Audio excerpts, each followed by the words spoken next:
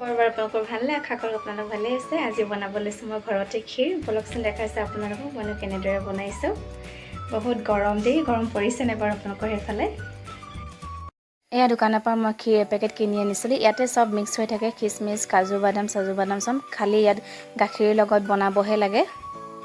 পেকেটটো ফালি পিনি মই প্লেট এখনতে উলিয়াই লৈছোঁ। এফালে গেছতে কেৰাহীখন পতাৰ পাছতে গাখীৰ দি লৈছোঁ।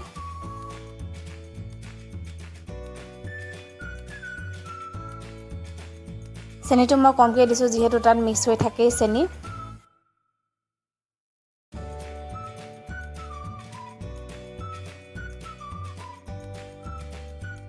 গাখীৰখিনি উতলাৰ পাছতে মই প্লেটত থকা এইখিনিও দি দিছোঁ।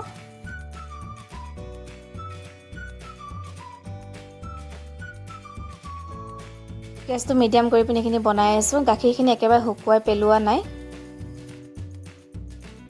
এইখিনি হৈ গ'ল। যদি আপোনালোকে ক্ষীৰ ভিডিঅ'টো ভাল পালে লাইক আৰু কমেণ্ট কৰি দিব। আজিলৈ বাই বাই।